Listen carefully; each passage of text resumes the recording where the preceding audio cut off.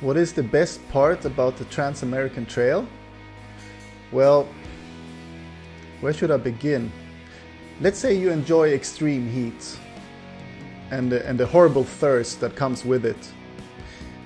Also, you like venomous snakes coming out of nowhere. And I'm not talking one or two, we're talking a lot of snakes everywhere. On top of that, we have some dodgy and strange people with guns in the countrysides, drunk people with guns, you name it. The expectations we had before, actually we didn't have many because we didn't know anything about the Trans-America Trail. It was actually a friend of mine who lives in LA. He called me and told me, like, Peter, look at this. This is a trail, old horse trail, and somebody managed to put it together with the GPS coordinates and dirt tracks all the way from Los Angeles to New York City. We should hit it. I know normally people plan this for a year, so because you need time to get the right bike and to modify it and get all your gear together and read up on the routes, you know. We didn't really over plan. We kind of pack what we usually pack for a trip like this. I would say the hardest part is actually that you're gonna have to buy a motorcycle, and I mean it takes a couple of days to find a good bike, and then you're also gonna have to put some days into modifying it and make sure it's really reliable, because you cannot have a bike that's gonna break down in the middle of the Nevada desert. That is not good.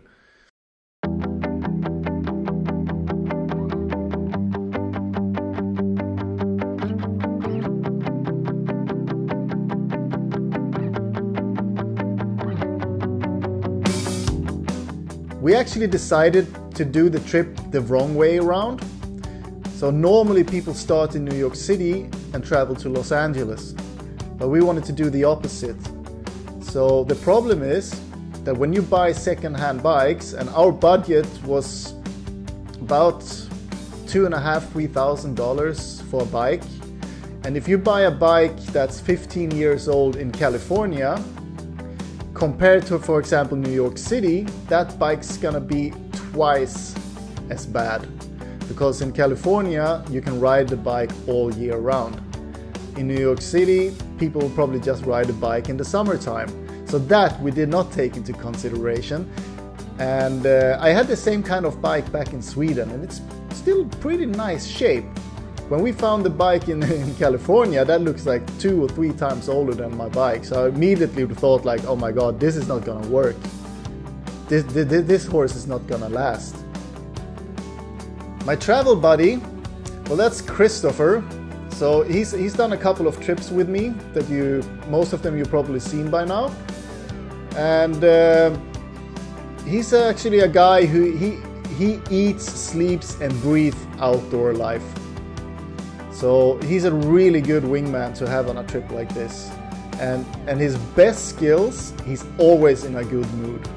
No matter how thirsty, hungry or how bad things go, he's always happy, he's always smiling. Me, you can probably tell at some pictures, as soon as I'm hungry, I'm zoning out. I hate the whole world if I don't get my food.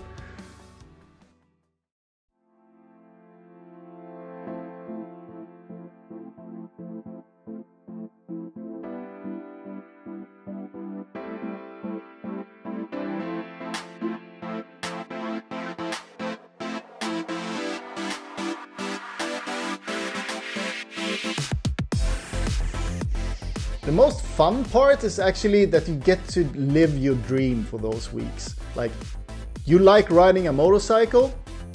Well, it's your lucky day, because that's what you will be doing all day long and in all different environments.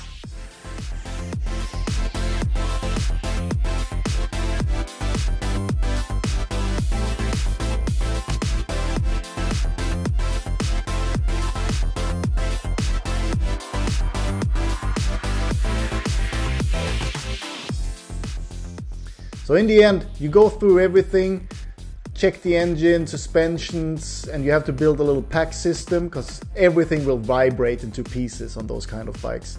So make it as reliable as we can, but we can still not rely on them. So I mean, anything can still go wrong and leave us stranded in the middle of the nowhere. And this is a big problem. We didn't bring a satellite phone, and your cell phone is not gonna help you at all. There's no reception.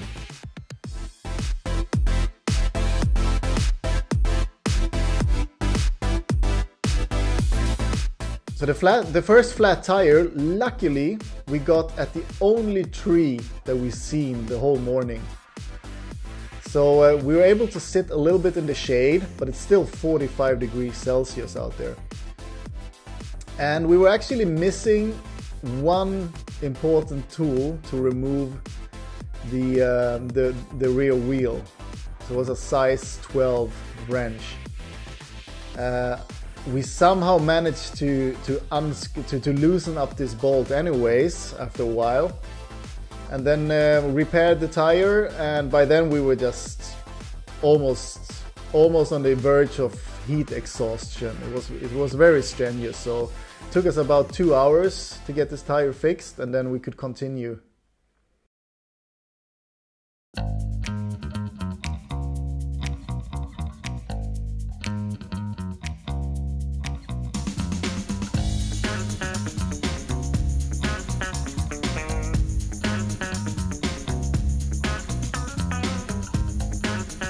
Rolling into Vegas was actually, it was the first goal that we were after, because by then we spent a couple of days in the deserts, and you know, like Las Vegas is one big fridge, you know, everything is air conditioned and you can get cold beers and ice creams and everything, you know. It was like really our first goal, really. We were looking forward to it. But when we got there in the middle of heavy traffic, and the bikes didn't really like this slow pace that we were moving at, so they started boiling very intensely. So every 5 minutes they will start boiling. So we had to try and switch them off at red lights, and then hopefully they will kickstart again, or people would honk at us. So it was quite stressful rolling into Vegas. Like, we had to stop and just let the bikes cool down whenever we could. And then we checked in, and by this time, like, you know, when you ride off-road, the vibrations, they eat through everything, no matter what. So there were so many bolts that we have lost, and screws, and our packing racks were coming off. So we had to spend a full day in Vegas just trying to tighten everything and learning about our mistakes. Yeah, this was like the second preparation of the bikes that we had to do.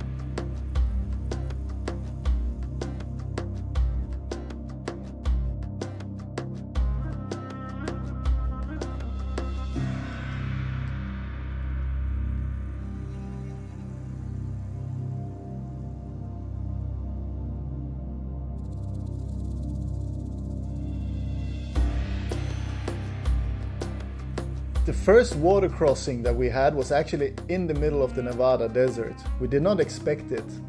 So there was just a small stretch that you had to cross, and I was the first one to cross it, and somehow I managed to slip and stall my engine just in the end. So I had to put both feet down. And that flooded my boots with water. So I managed to get my boots wet in the middle of the driest place on earth. I had to spend the rest of the days with wet boots. That was bad.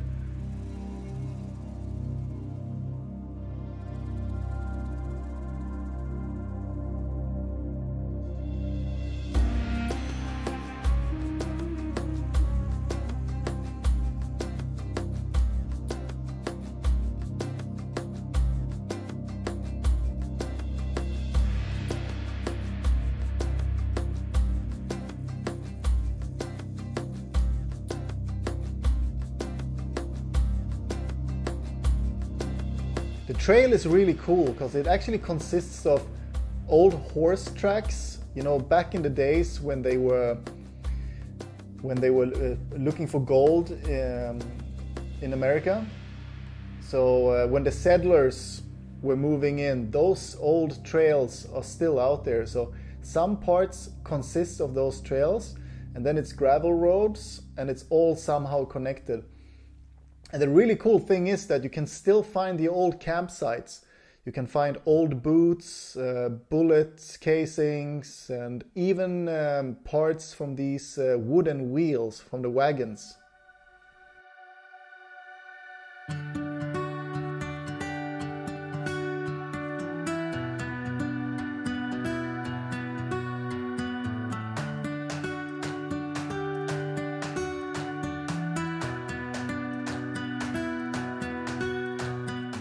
Everybody knows the Grand Canyon. A lot of people have been there, and you're used to having this huge canyon and you can see from one side to the other and think, yeah, that's not too far, is it? The problem is we crossed the canyon further north, and the canyon lands actually spread out like a spider web. So in the south, it will probably just take you a day to cross the Grand Canyon. But in the northern parts, it will take you 3 or 4 days. So you have those smaller canyons, one after another, where you have to go zigzag down the walls and zigzag up the walls. And then you have the next canyon and the next canyon. So this was actually one of our worst days, because for 14, 15 hours, we had no contact with civilization whatsoever. It was really hot. And the spare water that we had, so we had a big bottle of extra water in the luggage, it was vibrating so much because of the bad roads that it actually punctured the bottle and we lost all this precious water. And we didn't notice until we finished all our camelback water that we had in our backpacks. So this was the thirstiest day that we had.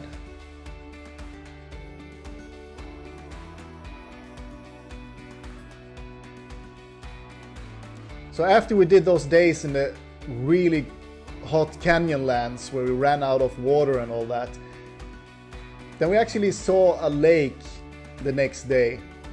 And at first you think, this is just my mind playing tricks again. But the closer we got, it actually turned out to be a lake. And coming out from the desert, finding this lake with fresh water, I can't even describe that feeling.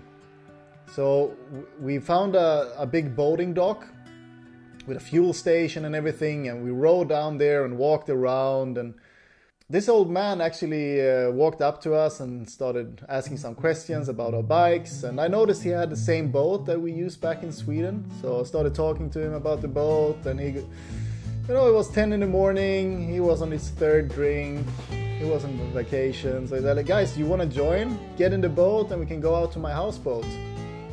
Yeah, of course. So we went out to his houseboat where some other people were waiting, and we had some beers and some drinks and went for a swim. And getting back out from the houseboat, I put my hands on the railing on the floor and just gonna pull myself out when I noticed I put my hand just next to a big rat trap. So an inch to the right and it would have probably snapped my finger right off. So that could have been the end of the trip too. By this point, the bike has been standing in the sun for a couple of hours, and the glue that's used to repair the flat tires had actually melted. That's how hot it was. So the first thing we had to deal with was another flat tire.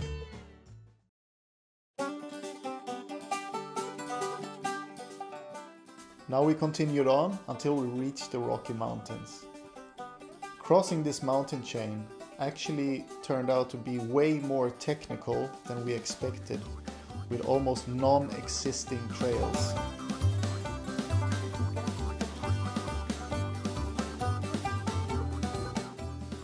When we finally made it, we spent days and days riding through the flat, vast lands of Oklahoma and Arkansas.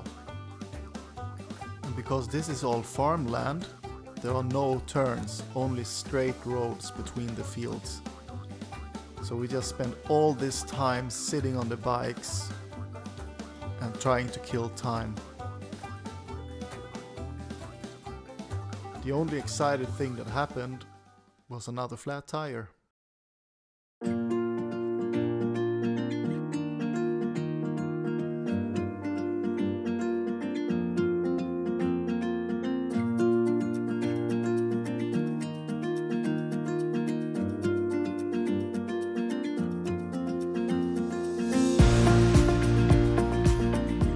I've done a lot of traveling in my life, and some really creative ones. For example, ridden an ATV from China to Sweden, and multiple motorcycle adventures. But the Trans-America Trail is probably the coolest one. First of all, you see all these different landscapes, and the States actually have a lot of cool places to see. And not only do you see them, you actually feel them. You have to ride through these environments. It does put some pain to your body, but I mean, the joy is overlapping the pain, that's for sure. It's a really cool trip to do. And you don't really have to do it on a motorcycle. You can actually do it if you have a really good 4x4 and if you know how to use it, or even on quad bikes. And you can actually divide it up in sections too, like you don't have to do the full stretch. And yeah, let's sum it up like this. Like, if you bring your worst enemy on this trip, you will be best friends when you're done.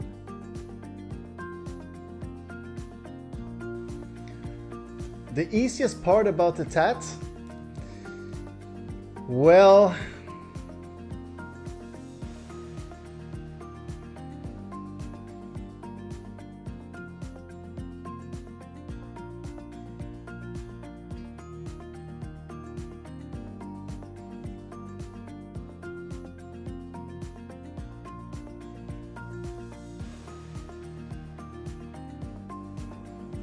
Christopher's struggle is always a little bit bigger than mine, because I